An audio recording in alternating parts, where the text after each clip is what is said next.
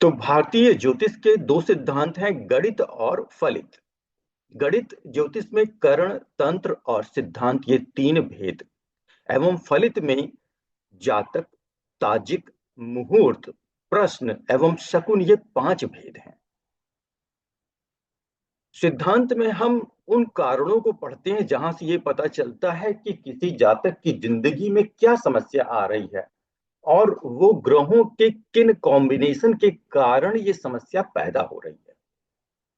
जो ग्रह शुभ कर रहे हैं उस पर लोग उतना ध्यान नहीं देते हैं। जिन ग्रहों के कारण जिंदगी में समस्या आ रही है उस पे ज्यादा फोकस किया जाता है, क्योंकि उसी के लिए लोग आपके पास इलाज के लिए आएंगे कि भाई हमको ये समस्या है, ये बताइए। तो सिद्धांत आपको ये बताता है, एनालिसिस करना बताता है कि ये समस्या आप कुंडली में देख के जाने कि किस ग्रह के कारण समस्या पैदा हो रही है। वो सिद्धांत आपकी सहायता करेगा। सच बताएं तो सिद्धांत ने बहुत बड़ी हेल्प की कि आपने फाइंडिंग की समस्या का। फाइंडिंग करने के बाद फलित आपको वो ताकत देता है कि अब आप उसका इलाज बताएं कि उस व्यक्ति को क्या इलाज करे जिससे कि उस समस्या से उसको मुक्ति मिले। उसके लिए जातक, ताजिक, मुहूर्त, प्रश्न और शकुन, ये पांच तरीके की सब्जेक्ट हैं। इनकी बहुत सारी किताबें भी हैं। आपको सेकेंड सेमेस्टर में जातक की शुरुआत हो जाएगी।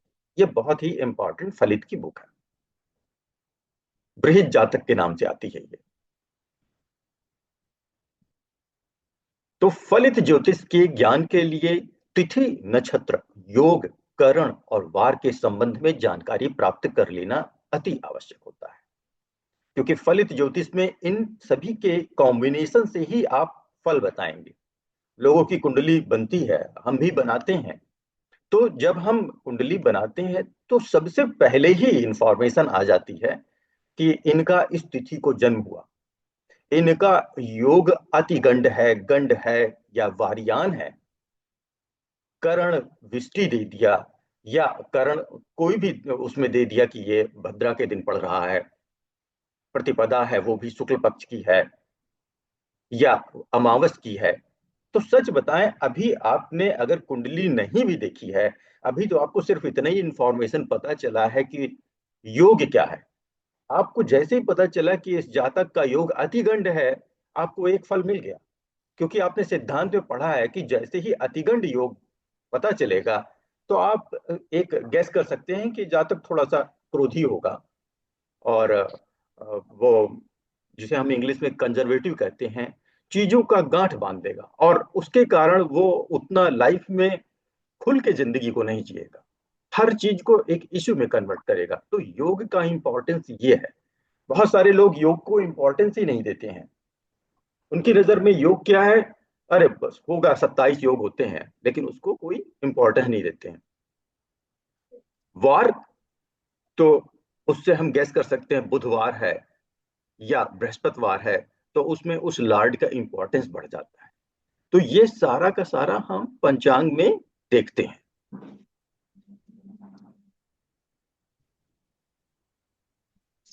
हिंदी में पंचांग के जैसे पहला तिथि बताया, फिर वार बताया, नक्षत्र, योग, करण, ये पांच मुख्य अंग होते हैं, इसलिए इनका नाम पंचांग रखा गया है। हम पंचांग मतलब पांच अंग, उसमें से प्रथम अंग तिथि है, दूसरा वार है, तीसरा नक्षत्र है, चौथा योग है, पांचवा करण है। अब हम तिथि या चंद्र दिन जिसे हम कहते हैं, क्योंकि ये चंद्रमा और सूर्य के बीच में, उनके बीच के बढ़ते हुए गैप के कारण तिथियां बदलती जाती हैं। जब अमावस के दिन सूर्य चंद्रमा एक साथ होते हैं, उसके अमावस के तुरंत बाद से तिथियों का बदलाव शुरू हो जाता है, शुक्ल पक्ष लग जाता है। और ये तिथियां कैसे बदलती हैं, जब सूर्य चंद्रमा के बीच में 12 डिग्री का अंतर आता है। तो चंद्रमा एक दिन में 13 डिग्री चलता है, सूर्य 1 डिग्री चलता है, तो दोनों के बीच में अंतर आया 12 डिग्री का। और जैसे ही ये 12 डिग्री अंतर आया, एक तिथि लग गई। अगले दिन फिर 13 डिग्री चंद्रमा चला, तब तक सूर्य 1 डिग्री और चला। अब 13, 13, 26, क्योंकि अगला दिन आ गया ना, 26 डिग्री तक चंद्रमा पहुंचा, सूर्य 2 डिग्री पहुंचा, दोनों का डिफरेंस 24 आया। और 2 से उसको, क्योंकि 2 दूसरा दिन है ना, तो जब 12 से डिवाइड करेंगे तो 2 आ जाएगा। 24 डिवाइडेड बाई 12 यू गेट 2।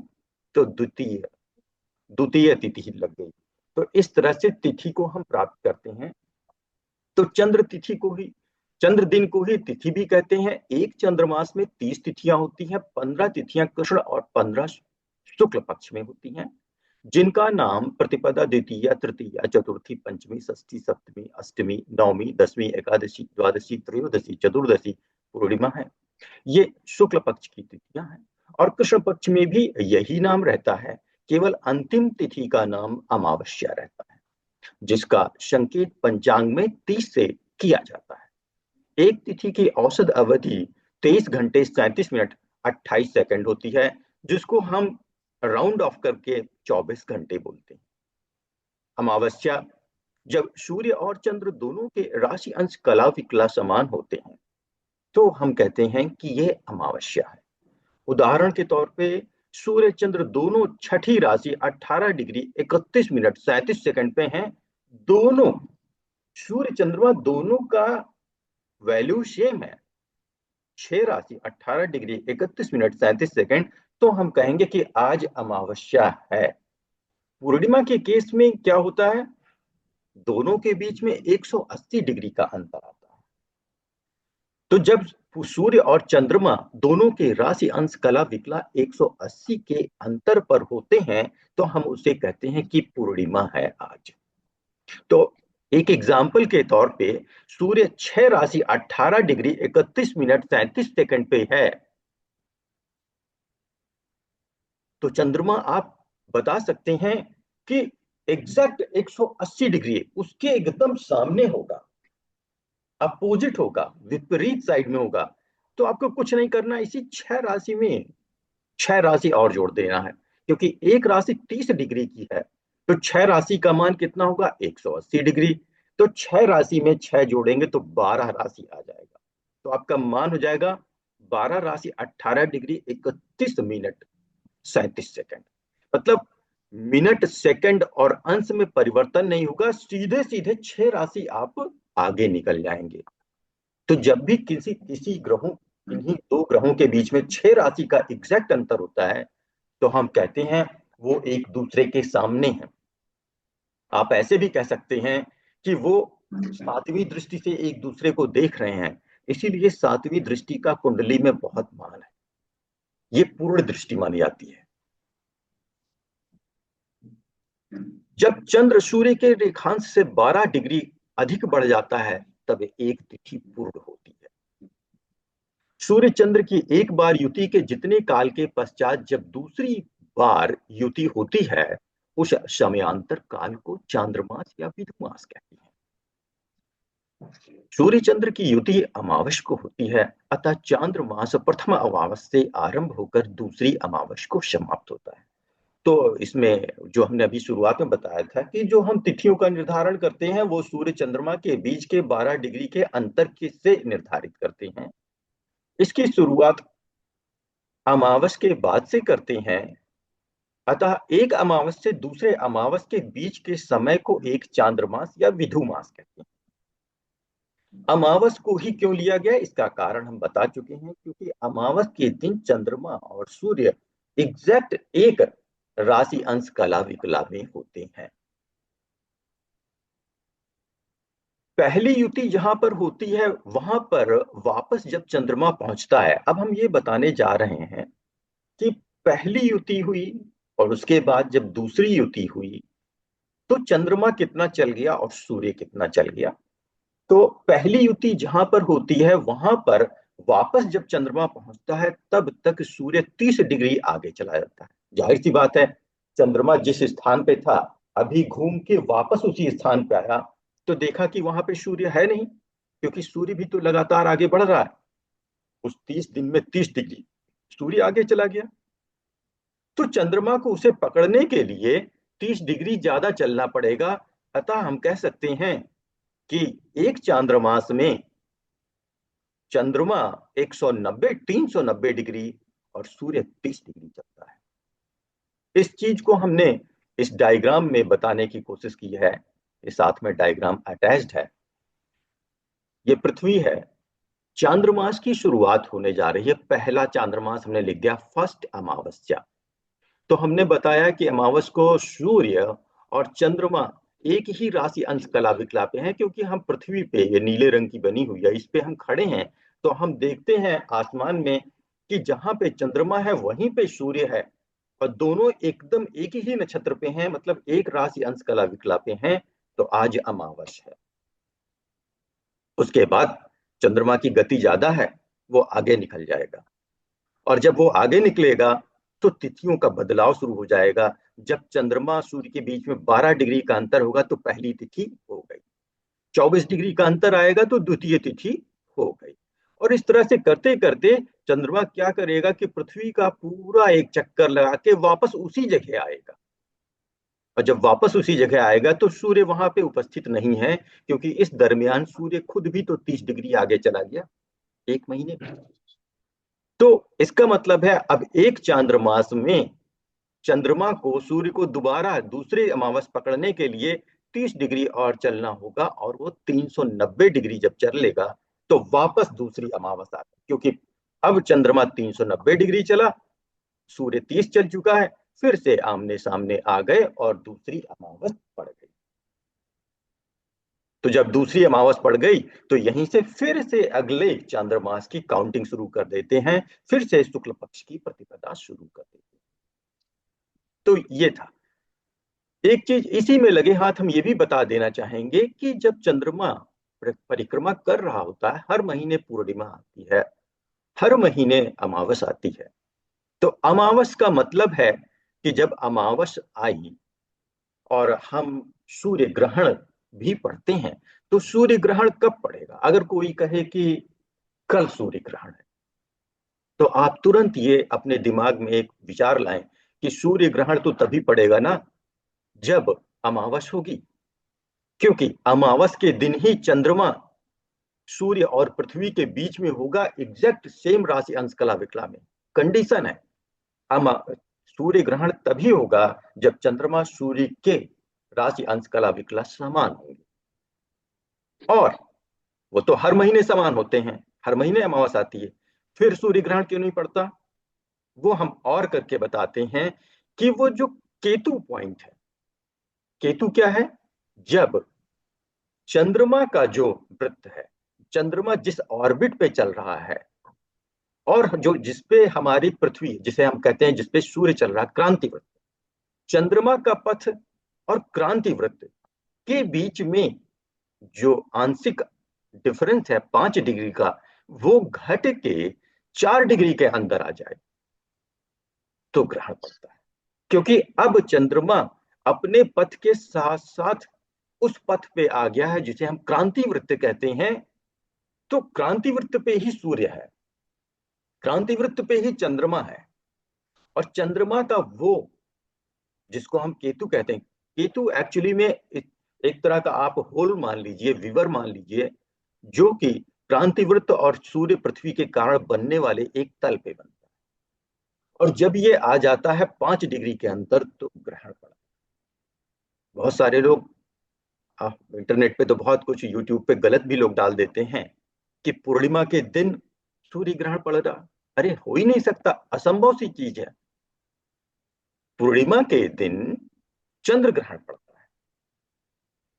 इसको याद करने का एक तरीका ये भी है कि जिस दिन जो चीज ज्यादा रोशनी वाली होती है, जैसे जिस दिन सूर्य सबसे ज्यादा रोशनी देगा, उसी दिन सूर्य ग्रहण पड़ सकता है। जिस दिन चंद्रमा सबसे बड़ा होता है, सबसे ज्यादा रोशनी देता है, उसी दिन चंद्र ग्रहण पड़ सकता है। और वो होता है पूर्णिमा का दिन, जब चंद्रमा सबसे बड़ा होता है, सबसे ज्यादा रोशनी दे रहा है। रोशनी उसकी नहीं है, सूर्य की ही है, लेकिन सबसे ज्यादा रोशनी वाला है उस दिन। उसी दिन चंद्र ग्रहण पड़ सकता है। एकदम अपोजिट घटना होती है, इसीलिए हमारे वैदिक ज्योतिष में उसका एक अलग महत्व है। तो ये ग्रहण तिथि में ही बता देने से ज्यादा समझ में आता है, इसलिए मैंने इसको बताया। 6 तिथि आपको पता है, ये यहाँ पे अगर बिना कैलकुलेशन के बताई जाए तो हम पंचांग जब खोलते हैं तो पंचांग में जहां दो तिथियां एक ही कॉलम में लिखी हो, जैसे यहाँ पे आप देख सकते हैं 13 14 एक साथ लिखा है, तो 14 जहां पे है चतुर्दशी का, इसमें 6 हो गया है। और त्रयोदशी यहाँ पे पूरा अगले दिन तक है। उसका कारण क्या होता है? क्योंकि हम लोग उदया तिथि मानते हैं कि सूर्य के उदय के वक्त में जो तिथि लगी होती है वही होती है। कभी कभी ऐसा होता है कि दो सूर्योदय में एक ही तिथि रहती है और अगले 10 15 मिनट के बाद वो खत्म भी हो जाती है, अगली तिथि लग जाती है। तो जो तिथि बाद में लगी वो 6 हो जाती है, क्योंकि वो अगला सूर्योदय के पहले। तो 6 तिथि, जब भी एक सूर्योदय से दूसरे सूर्योदय के बीच 3 तिथियां आ जाएं तो उसमें से एक तिथि का क्षय हो जाता है, तथा वह 6 तिथि कहलाती है। उदाहरण के तौर पे सूर्योदय 6:35 प्रातः है और त्रयोदशी चल रही है, परंतु उसके ठीक बाद 7:42 पर दूसरी तिथि चतुर्दशी प्रारंभ हो जाए, जो दूसरे दिन प्रातः 5:22 तक, अर्थात दूसरे सूर्योदय से पूर्व तक खत्म हो जाए, पूर्ण हो जाए। इस प्रकार दूसरे सूर्योदय के समय तीसरी तिथि पूर्णिमा चल रही होगी। ऐसी स्थिति में दूसरी तिथि का क्षय अर्थात चतुर्दशी का क्षय हो जाता है और वह क्षय तिथि कहलाती है। तो हमने इसमें ये बताना चाहा कि भाई, जब सूर्योदय 6:35 पे हुआ तो उस समय त्रयोदशी चल रही थी, ये यहाँ पे आप देखें। इसके लिए द्वादशी में अगर आप ध्यान से देखें तो द्वादशी जब आपकी पूर्ण हुई तो उस समय त्रयोदशी त्रयोदशी शुरू हो गई। द्वादशी पूर्ण हुई सुबह 5 बजे के आसपास, त्रयोदशी लग गई। और 6:35 पर जब सूर्योदय हुआ तो त्रयोदशी चल रही थी, तो त्रयोदशी है। परंतु उसके ठीक बाद 7:42 पर दूसरी तिथि चतुर्दशी प्रारंभ हो जाए। अगर दूसरी तिथि जब 6:35 पे त्रयोदशी थी और थोड़ी ही देर पश्चात अगर चतुर्दशी प्रारंभ हो जाए और जो अगले सूर्योदय से पहले ही खत्म हो जाए और पूर्णिमा शुरू हो जाए, तो हम कहेंगे चतुर्दशी का लोप हो गया, वो 6 तिथि में काउंट हो जाएगी। अधिक तिथि क्या होती है? इसी प्रकार यदि क्रमशः दो सूर्योदय के समय एक ही तिथि चलती रहे तो वह तिथि अधिक तिथि कहलाती है। अभी संलगित उदाहरण में नौमी 2 बार लिखी है, आप देख सकते हैं यहाँ 9 2 बार लिखा है कि दोनों सूर्योदय में वो उपस्थित है। तो हमने उसको 2 बार रिपीट किया। तो पंचांग में बहुत आसान है देखना, जब एक ही रो में दो तिथियां लगी हो तो पहली वाली तिथि मानी जाएगी, दूसरी वाली क्षय हो गई। और जब पंचांग में 2 दिन में 2 रो में लगातार एक ही तिथि लिखी है तो वो अधिक तिथि होगा। तिथि का फार्मूला ये हम बता दिए हैं। ये सिद्धांत का टॉपिक है कि एक दिन में चंद्र 13 अंश, सूर्य 1 अंश चलता है तथा दोनों के बीच 12 डिग्री का अंतर आने पर एक तिथि होती है। तो तिथि बराबर फार्मूला बनता है चंद्र अंश माइनस सूर्य अंश बटे 12। उदाहरण के लिए त्रयोदश जब प्रतिपदा लगती है तो चंद्रमा के 13 में से एक घटाया और 12 से भाग दिया तो प्रतिपदा मिल गई। इसी तरह से दो द्वितीय के लिए 26 डिग्री चल चुका है चंद्रमा, 2 डिग्री सूर्य चला तो 26 - 2/12 तो द्वितीय मिल गई। इस तरह से आपकी एक टेबल बन जाती है शुक्ल पक्ष की। टेबल में आप सारे अंशात्मक मान रखेंगे। चंद्रमा के केस में लगातार हर दिन वो 13 डिग्री चल रहा, तो 13 की टेबल बन गई, 13 13 26 13 39। इसी तरह से ये बढ़ता चला जाएगा। सूर्य के केस में 1 डिग्री चलता है तो वो लगातार गिनती की तरह आगे चलेगा, 1 2 3 4 5 6। इनका अंतर किया आपने, 13 - 1 12, और हमेशा 12 से भाग देंगे तो जो भागफल आएगा वही तिथि का मान है। भागफल 1 आया तो प्रतिपदा बन गया। अब प्रतिपदा का जो प्राचीन नाम है वो परवा नाम से भी गांवों में लोग कहते हैं। जो द्वितीय तिथि है, द्वितीय तिथि तो बहुत ही उच्च कोटि का हिंदी शब्द है, गांवों में दोज कहते हैं। तृतीया को तीज कहते हैं, चतुर्थी को चौ भी बोलते हैं। ठीक है। और यहाँ पे उसका मैथमेटिक्स लगा है कि जैसे चौथ की बात किया तो चौथा दिन की बात है, तब तक 13 × 4 अर्थात 52 डिग्री चंद्रमा चल चुका है। और 4 डिग्री में 4 दिन में 4 डिग्री चंद्रमा चला है, सूर्य चला है। तो 52 में से 4 घटाया 48 भागे 12, तो चौथी तिथि आपको मिली। ये सिद्धांत का टॉपिक है। तो इस तरह से हम लोग चलते चलते शुक्ल पक्ष के अंतिम दिन आते हैं। ये पूर्णिमा जिसे हम कहते हैं, इसको 15 से डिनोट करते हैं। तब तक 15 दिन में 15 × 13 195 डिग्री चल चुका है चंद्रमा, और सूर्य 15 डिग्री चल चुका है। दोनों का अंतर्मान 180 आया, और भाग किया 12 से तो 15 आया। इस तरह से आप मान निकाल लेते हैं। अब कृष्ण पक्ष की शुरुआत हो गई। कृष्ण पक्ष में 16वां दिन लग गया, लेकिन हमारा जो प्राचीन वैदिक साहित्य है एस्ट्रोलॉजी का, उसमें 16 दिन नहीं लिखते हैं, उसको फिर से प्रतिपदा लिख देते हैं। बस साथ में इतना जरूर बता देते हैं कि ये कृष्ण पक्ष का है। इससे आप समझ जाएं कि ये 16 की शुरुआत है। तो कृष्ण पक्ष में 16 ना लिख के फिर से प्रतिपदा लिखते हैं और द्वितीया लिखते हैं। तो सारे नाम सेम होते हैं जैसे कि आपके शुक्ल पक्ष के थे, सिर्फ अंतिम नाम डिफरेंट होता है।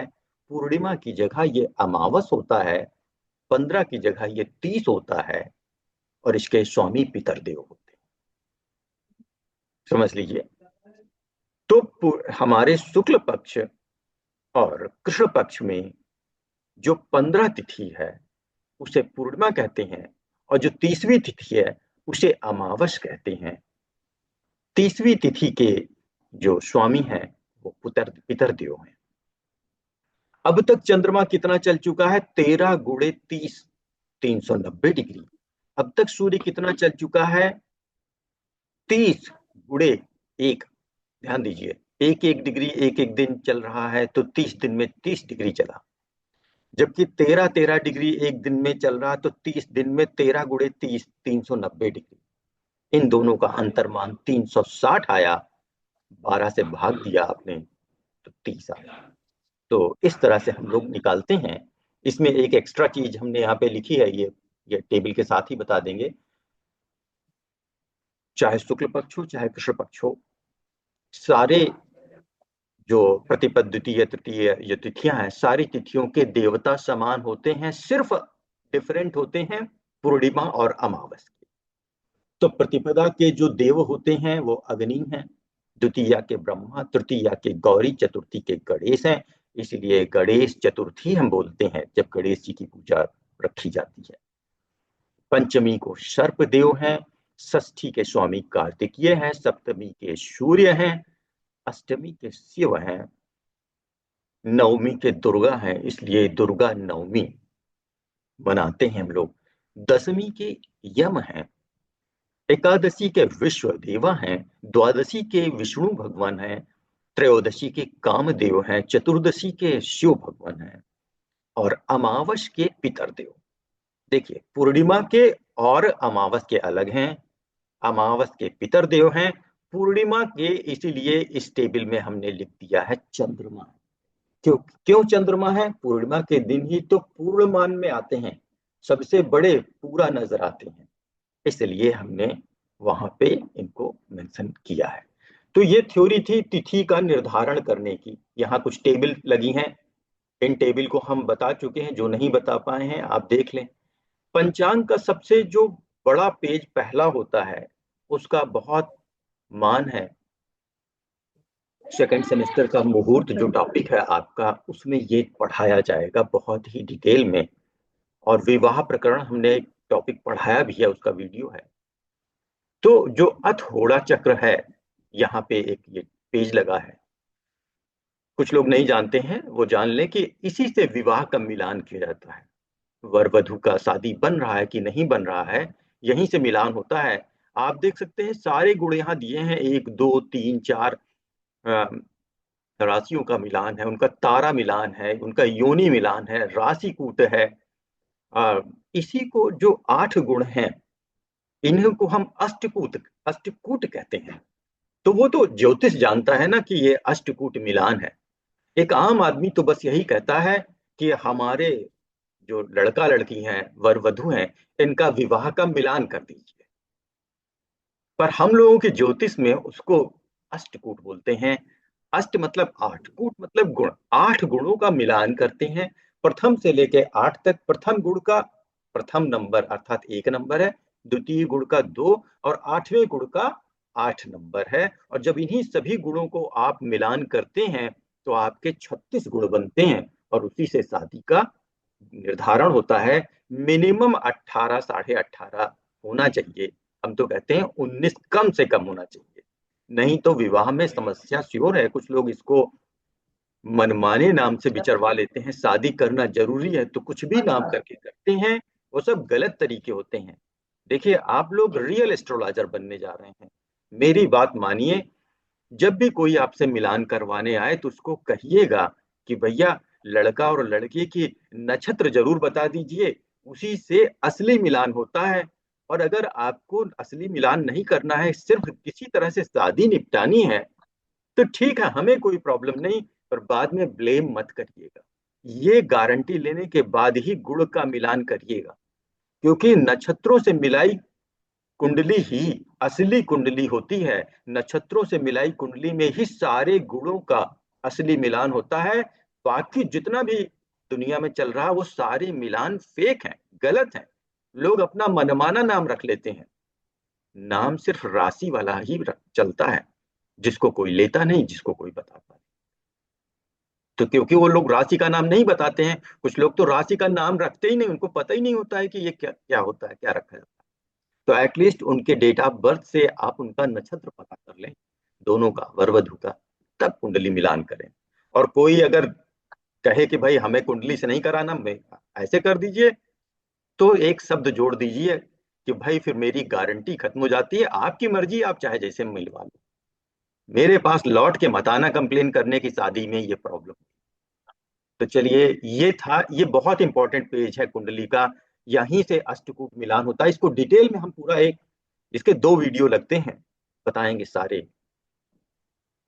ये हमने बता ही दिया है कि यहाँ पे तिथि, नक्षत्र, योग ये भी सामने ही लिखे रहते हैं। पांचों आपके जो पंचांग के 5 होते हैं अंग, वो सारे अंग पहले ही पेज पे दिए रहते हैं, हर पेज पे नजर आता है। फिर हम ये बता ही दिया कि यहाँ पे तिथियां कैसे बनती हैं, अमावस क्या है, ये ग्रहण का बता दिया। ये आपका क्षय तिथि हो गई, ये अधिक तिथि हो गई। यहाँ पे एक चीज हम बता देते हैं, ये सूर्य है पीले रंग का, चंद्रमा चक्कर लगा रहा है, ये पृथ्वी है। तो यहाँ पे कुछ लोगों को शायद ये पता भी होगा कि चंद्रमा का एक ही हिस्सा हमें हमेशा नजर आता है, दूसरा फेस, जो दूसरा साइड है, दूसरा पोल है, वो कभी नहीं नजर आता। लेकिन जब चंद्रमा कभी बना रहा होगा, जब ये ब्रह्मांड हमारा बना, हमारा सोलर सिस्टम बना, तब ऐसा नहीं था। चंद्रमा की गति अच्छी खासी थी, वो अपनी धुरी पे भी काफी तेजी से घूम रहा था। लेकिन चंद्रमा जैसे जैसे पृथ्वी के पास आता गया, पृथ्वी बहुत बड़ी है, इसके कारण पृथ्वी ने अवरोध, एक ब्रेकर का काम किया, एक रेजिस्टेंस अप्लाई किया चंद्रमा के रोटेशन पे। उसकी अपने अक्ष पे घूमने की गति को धीमे करने लगी। और करते करते करते करते एक समय आया जब पृथ्वी ने चंद्रमा के अपनी धुरी पे घुमाव को रोक दिया है। इसीलिए चंद्रमा का एक ही हिस्सा हमें अब हमेशा नजर आता है, दूसरा हिस्सा कभी नहीं नजर आता। जो दूसरा हिस्सा है वही हमारे पितरों का निवास स्थान है, ये समझ लीजिए। इसीलिए होता क्या है कि जब चंद्रमा, ये पृथ्वी है, यहां से जहां पे रेड कलर का हमारा कर्सर है, और फिर ये इस स्थान तक, इस आधे हिस्से में जब चंद्रमा ऐसे घूमता है, तो हमारे पितरों के यहाँ दिन की शुरुआत हो जाती है, यहां से दिन बढ़ने लगता है उनका। और जब चंद्रमा सीधे, जिसको हम कहते हैं अमावस, तो उस दिन पितरों के यहाँ सबसे बड़ा दिन होता है। उनके पूरे चंद्रमा के उस आधे भाग में सब जगह सूर्य की रोशनी होती है अमावस के दिन। तो हम कहते हैं कि आज अमावस है, आज पितरों का दिन है, क्योंकि वहां सबसे ज्यादा रोशनी है। और चंद्रमा का वो हिस्सा जो हमारी तरफ है, वहां पूर्णतया अंधेरा होता है उस दिन। ठीक।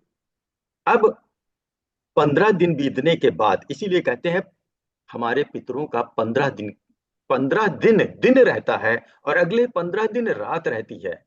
इसका मतलब हमारे एक महीने में 30 दिन होते हैं, पितरों का एक ही दिन होता है, एक ही अहोरात्र होता है।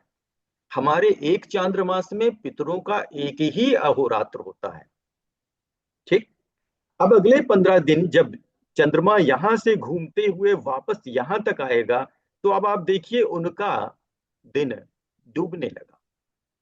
अब वहां सूर्य की रोशनी कम जाएगी, और जब वो पूर्णिमा पे आएगा, तो पूर्णिमा पे पूर्णतया उसका वो पीछे वाला हिस्सा जो हम कभी नहीं देख पाते हैं, वो पीछे चला गया। हम्म? वो चंद्रमा के भी पीछे चला गया, और बीच में पृथ्वी भी आ गई है। अब वहां पूर्णतया अंधकार हो गया। तो पितरों के यहाँ अंधेरा हुआ, पितरों की पूर्ण रात हो गई। उस दिन हमारे यहाँ पूर्णिमा होगी और चंद्रमा पूरा नजर आएगा, क्योंकि चंद्रमा का वो हिस्सा जो आप देखते हैं, हम लोग देखते हैं, वो पूरी तरह से दिव्यमान है सूर्य की रोशनी से, और पीछे वाला हिस्सा पूर्णतया अंधकारमय हो गया है। तो पितरों के यहाँ पूर्णतया रात है। तो जब हमारी पूर्णिमा होती है तो उनके यहाँ पूरा रात होता है। जब हम लोग अमावस कहते हैं तो उनके यहाँ पूरी तरह से दिन होता है। उसका कारण सिर्फ एक है कि चंद्रमा का एक ही हिस्सा हमारे तरफ है, दूसरा हिस्सा कभी मेरी तरफ नहीं आता है। पहले हमें ऐसा शक होता था, आप लोगों को भी शायद होता हो, कि जब पृथ्वी बीच में आ गई और चंद्रमा यहाँ है, सूर्य और चंद्रमा के बीच में पृथ्वी आ गई, तो भाई हम ये क्यों कहते हैं कि चंद्रमा आज पूरा दिख रहा है? अरे तो हाँ, तो ग्रहण हो जाना चाहिए। पृथ्वी तो बहुत बड़ी है चंद्रमा से, और बीच में आ गई है, और चंद्रमा पीछे चला गया, तो फिर पूर्णिमा पे पूरा क्यों नजर आता है? तो आपका जो ये शक है, एकदम सच है शक, और ये होता भी है। लेकिन कभी कभी होता है, उसी को तो हम चंद्र ग्रहण कहते हैं। तो बाकी के महीनों में क्यों नहीं होता? क्योंकि चंद्रमा की जो ऑर्बिट है, जिस कक्ष पे घूमता है, वो हमारे क्रांति वृत्त से 5 डिग्री पे। तो जब ये 5 डिग्री पे रहता है, या थोड़ा सा 5 डिग्री से ज्यादा रहता है, तो वो कभी भी पृथ्वी सूर्य के एकदम सीध में नहीं आ पाता।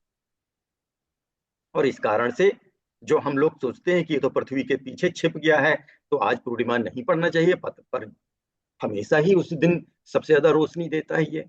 तो उसका कारण है 5 डिग्री से ज्यादा, या 5 डिग्री होना।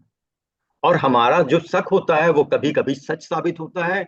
और जब ये 5 डिग्री से अंदर होता है, तो ग्रहण पड़ जाता है, और उस दिन चंद्रमा पे छाया आ जाती है, और चंद्र ग्रहण कहते हैं उसे। तो मित्रों, इन डायग्राम का बहुत इंपॉर्टेंस है। यहाँ पे भी हमने ये बताना चाहा है, यहाँ एक ही लाइन में बता दिया है, यहाँ उनकी स्टेजेस लिखी हैं। सूर्य है, पृथ्वी नीले रंग की है, नीले रंग ऑक्सीजन के कारण होता है। चंद्रमा चक्कर लगा रहा, जब चंद्रमा, ये ही हमने बताया था, जब सूर्य की तरफ तो पितरों का दिन है, तो हमारी तरफ रात है, मतलब चंद्रमा नहीं नजर आ रहा, तो अमावस है। जब ये घूम के एकदम बगल में आ गया पृथ्वी के, तो इसे हम सार्ध सप्तमी कहते हैं। सप्तमी से ज्यादा, अष्टमी से कम 7.5 दिन, तो उस समय आधा चंद्रमा नजर आता है। इसी को कहते हैं फर्स्ट क्वार्टर, इंग्लिश में बोलते हैं। आधा चंद्रमा नजर आ गया। अब जब चंद्रमा पीछे चला गया, जिसे कहते हैं हम फुल मून, इसे हिंदी में पूर्णिमा कहते हैं। फिर चंद्रमा दाहिने, पृथ्वी के दाहिने साइड में आ गया, बगल में, तो हम इसे कहते हैं लास्ट क्वार्टर इंग्लिश में। फिर से सार्ध सप्तमी है, फिर से ये सार्ध सप्तमी है, लेकिन ये सार्ध सप्तमी अब कृष्ण पक्ष वाली है। और उसके बाद चंद्रमा वैनिंग क्रिसेंट कहते हैं, और फाइनली न्यू मून कहते हैं। न्यू में भी कंफ्यूजन है, लोग सोचते हैं न्यू का मतलब तो नया नजर आना चाहिए पूरा। तो न्यू का मतलब, क्योंकि नया अब शुरू होने वाला है, इसलिए ये अमावस है, और पूरा अंधेरा रहेगा। ठीक है, तो न्यू, इंग्लिश में न्यू कहते हैं, पर एक्चुअली में वो अमावस है। इसको यहाँ डायग्राम में भी समझा जा सकता है। इसका हमने एक वीडियो बनाया था, पितृपक्ष, अभी बनाया था पितृपक्ष के दिनों में। तो पितृपक्ष क्यों मनाते हैं, उसका कारण बताया था। तो पितृपक्ष का कारण क्या होता है, अभी देखिए, अब 1 ही मिनट बचा है, तो पितृपक्ष में बता देता हूँ। तिथि अगले क्लास में हम बताएंगे, जो बचा हुआ टॉपिक है। तो पितृपक्ष क्यों मनाते हैं? चंद्रमा पृथ्वी का चक्कर लगाता है। आपको पता है कि सारे ग्रह एकदम सर्कुलर पाथ पे नहीं चलते हैं। ग्रहों का जो पाथ है वो एक, जो जिसे हम इलिप्स कहते हैं, दीर्घ वृत्त हिंदी में बोलते हैं।